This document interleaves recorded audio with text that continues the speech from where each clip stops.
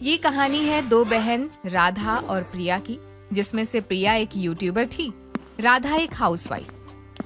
दोनों बहन अलग तो थी, लेकिन दोनों बहनों के बीच बहुत ही ज्यादा प्यार था। ऐसे ही एक दिन। हाँ प्रिया, कैसी है तू? मैं ठीक हूँ दीदी, लेकिन मुझे ऐसा क्यों लग रहा है कि आप ठीक नहीं हो?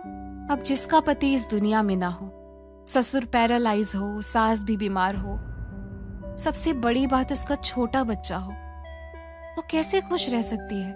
दीदी आप चिंता क्यों कर रहे हो? मैं हूं ना। नहीं प्रिया, मैं तुझसे और मदद नहीं ले सकती। अरे आखिर कब तक तू मेरी हेल्प करेगी? माना कि तेरी खुद की कंपनी है, इसका मतलब ये तो नहीं ना कि तू मुझे मुफ्त में पैसे देगी।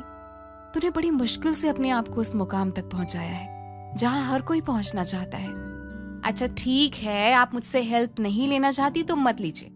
वैसे अगर आपको मुझसे हेल्प नहीं लेनी ना, तो मैं आपको आपके काम के बदले पैसे दे सकती हूँ। मतलब ये कि आप मेरे लिए काम करो, बदले में मैं आपको पैसे दिया करूंगी। राधा प्रिया की बात से सहमत हो जाती है और वो अगले दिन से ही ऑफिस जाकर काम करने लगती है। समय बीतता है और एक दिन राधा जब ऑफिस से घर आ रही होती है, उसका एक कार से एक्सीडेंट हो जाता है, जिसकी वजह से उसकी मौत हो जाती है। जब ये बात प्रिया को पता चलती है तो वो सारा काम छोड़कर अपनी बहन के घर पहुंचती है, जहां वो देखती है कि एक तरफ व्हील चेयर पर उसके ससुर बैठे रो रहे हैं, वहीं दूसरी तरफ उसकी सास। उसका छोटा बच्चा भी अपनी माँ के लिए बहुत रो रहा होता है। दीदी, दीदी आपने मेरा साथ क्यों छोड़ दिया? दीदी, आपके जाने के बाद सबका हाल कैसा हो गया है? प्रिया बेटा, अब तुम्हारी दीदी हमारे बीच नहीं रही। जिस तरह मेरे बेटे ने मुंह मोड़ा, ठीक उसी तरह इसने भी हमसे मुंह मोड़ लिया। नहीं माँ जी, मेरी दीदी कभी भी किसी से गुस्सा नहीं होती थी, वो बहुत अच्छी थी। बताओ, पहले सुनीता बहन के पति अपाहिज हुए, फिर उनके बेटे की मौत, और अब तो बहू भी इस दुनिया में नहीं रही।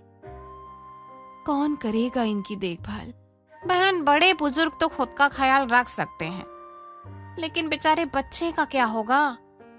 वो तो भी बेचारा छोटा है, उसको तो माँ का प्यार चाहिए था।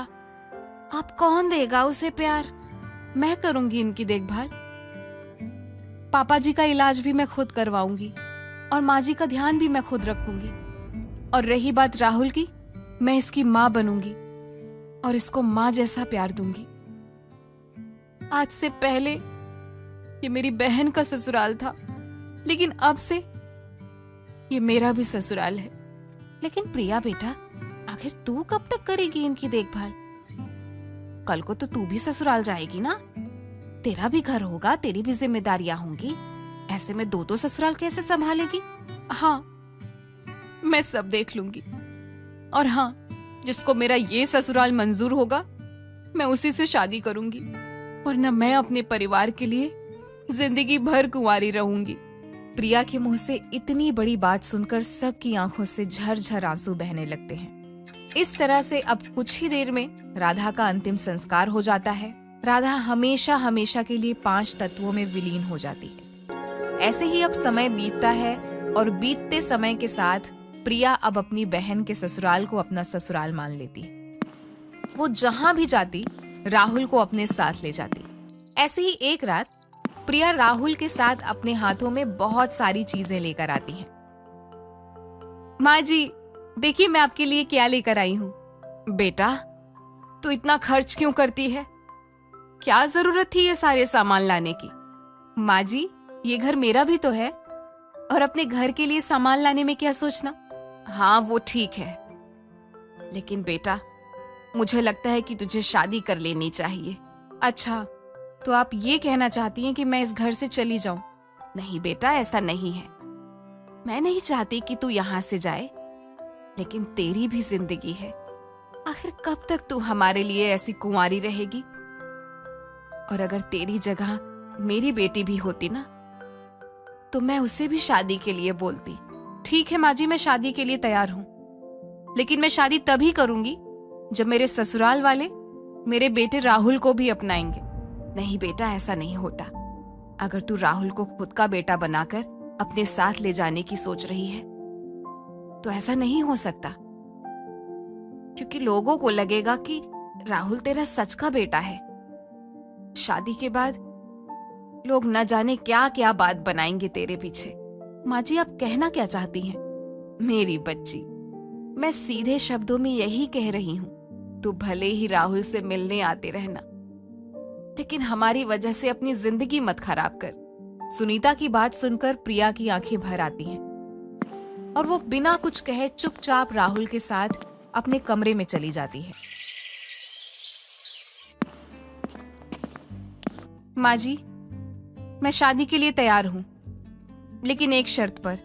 शर्त? कैसी शर्त? यही कि शादी के बाद मैं राहुल को अपने पास रखूंगी और आप लोगों के पास आती रहूंगी। ठीक है बेटा, जैसा तुझे ठीक लगे।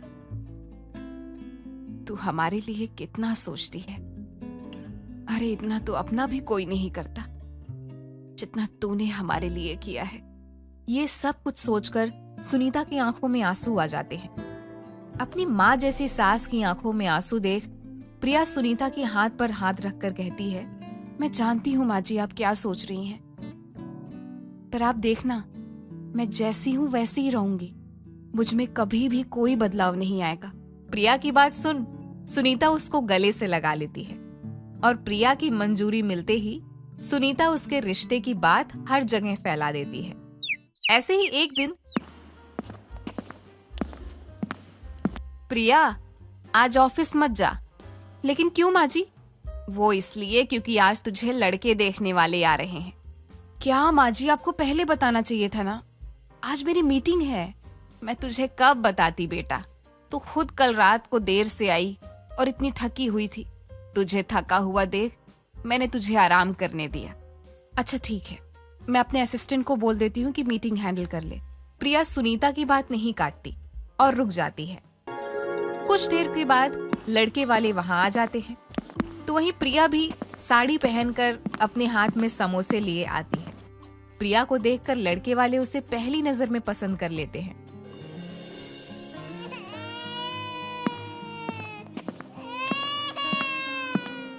क्या हुआ बेटा? और ये बच्चा किसका है? आंटी जी, वो मेरा ही बेटा है। वो सो रहा था पर शायद डरने की वजह से रोने लगा। क्या, तुम्हारा बेटा? तुम शादीशुदा हो? नहीं आंटी जी, मेरी शादी नहीं हुई है। हे भगवान, लड़की की शादी नहीं हुई फिर भी वो माँ बन चुकी है। ऐसे कैसे हो सकता है? कहीं ये बच्चा नाजायज तो नहीं? बस बहुत बोल लिया तुमने।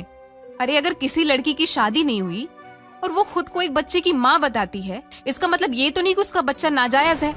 हाय हाय, जबान देखो इसकी। सुनीता बहन, बड़ी बदतमीज बेटी है आपकी। अरे अगर यही जबान रही ना तो तुम्हारी कहीं शादी नहीं होगी। और वैसे भी अगर लड़की की शादी नहीं हुई और फिर भी वो माँ बन चुकी है तो उसका बच्चा नाजायज ही कहलाएगा। बस करो, आप यहाँ से खुद जाओगी या मैं आपको धक्के मारकर यहाँ से निकालूं? चल बेटा। इतना कहकर लड़के वाले चले जाते हैं। जिसके बाद, बेटा ये क्या तरीका है उन लोगों से बात करने का? माँ जी, आपको मेरे बात करने का तरीका पसंद नहीं आया, लेकिन उनके बात करने का लहजा नहीं देखा आपने? मैंने सब देख लिया, लेकिन वो तुझसे बड़ी है ना। माँ जी, अगर राहुल के लिए किसी ने कुछ भी कहा ना तो मुझसे बर्दाश्त नहीं होगा। गुस्से में बौखलाई प्रिया राहुल को लिए अपने कमरे में चली जाती है। समय गुजरता है और आए दिन लड़के वाले प्रिया को रिजेक्ट करते रहते हैं और इसकी वजह कोई और नहीं बल्कि राहुल था। ऐसे ही एक दिन सुनीता की बहन कुंती उसके घर पर आती है। जीजी, कैसी हो? मैं ठीक हूँ कुंती, तू बता, तू कैसी है? भगवान झूठ न बुलाए जीजी, अब तो हम बहुत अच्छे हैं। माफ करना जीजी, मैं बहू रानी के देहांत में नहीं आ पाई। कोई बात नहीं, मुझे वैसे भी किसी से कोई उम्मीद नहीं थी। हाय हाय जीजी, आप ऐसा क्यों बोल रही हो? मैं आना चाहती थी पर नहीं आ पाई। अब आपको मानना है तो मानिए, नहीं तो मत मानिए, आपकी मर्जी। वैसे जीजी, राहुल कहाँ है? कहीं दिखाई नहीं दे रहा। हाँ, वो प्रिया के साथ गया है। अच्छा अच्छा अच्छा। वैसे जीजी, भगवान झूठ ना बुलाए, लेकिन मैंने सुना है कि बहू रानी की बहन इसी तरह घर में रह रही है। और घर का सारा खर्चा पानी उठा रही है।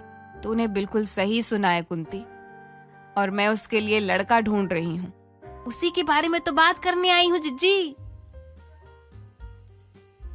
ये लड़का देखो जिज्जी, अरे जिस तरह हमारी प्रिया एक यूट्यूबर है, वैसे ही ये लड़का सोशल मीडिया पर काम करता है।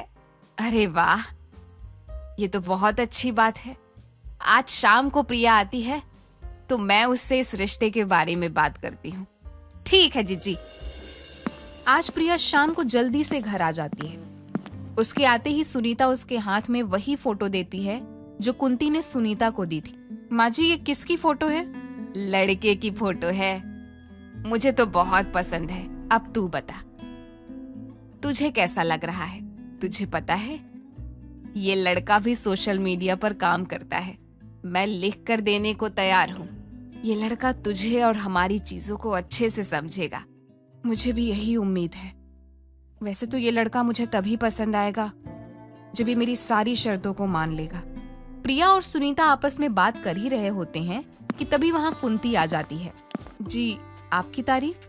भगवान झूठ ना बुलाए बेटा, मैं तुम्हारी बहन की मौसी सास हूँ। ओह, नमस्ते आंटी। अगर तू हाँ करे तो कल हम लड़की वाले को बुला लें।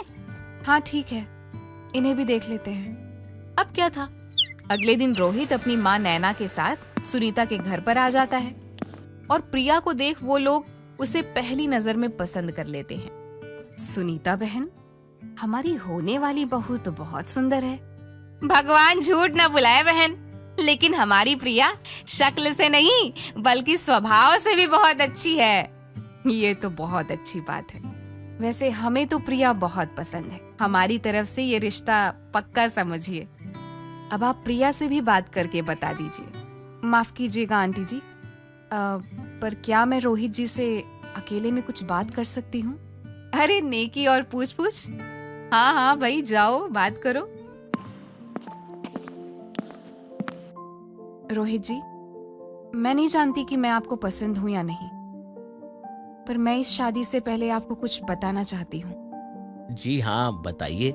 यही कि आप अपने सामने जिस बच्चे को देख रहे हैं वो मेरा बच्चा है, और मैं इस घर की बेटी नहीं बल्कि बहू हूँ। और शादी के बाद ना तो मैं अपने बच्चे को छोड़ सकती हूँ और ना ही अपने सास ससुर को। अगर आप इस चीज से सहमत हैं तो मुझे इस शादी से कोई भी ऐतराज नहीं, लेकिन अगर आप ये कहेंगे कि शादी के बाद मुझे इन्हें छोड़ना होगा तो माफी चाहूंगी, मैं ये शादी नहीं कर सकती। अरे किसने कहा कि मैं आपको आपके बच्चे से दूर करूंगा? जितना एक बच्चे को माँ की जरूरत होती है, उतनी ही एक माँ को भी अपने बच्चे की जरूरत होती है। मैं नहीं जानता कि आपका क्या पास्ट है, और सच कहूँ तो मैं जानना भी नहीं चाहता, क्योंकि अक्सर गुजरे हुए लम्हे इंसान को तकलीफ पहुंचाते हैं। और हाँ, रही बात शादी की, तो आप इस घर से एक बेटी बनकर विदा हो या बहू बनकर, लेकिन मेरे घर से पहले आपका इस घर पर सबसे पहला अधिकार होगा। और इस बच्चे को मैं अपना नाम दूंगा। रोहित एक खुले विचारों का इंसान था। उसे ना तो राहुल से कोई दिक्कत थी और ना ही प्रिया के पहले ससुराल से। प्रिया उसे सब कुछ सच सच बता देती है। ये उसका नहीं बल्कि उसकी बहन का ससुराल है, पर क्योंकि उनकी देखभाल करने के लिए कोई नहीं था, इसलिए इस घर को उसने अपना ससुराल बना लिया और अब वो इनकी देखभाल करेगी। साथ ही उसने राहुल को भी अपना बेटा बना लिया था। जिसके बाद रोहित अपनी माँ को ये सारी बात बताता है।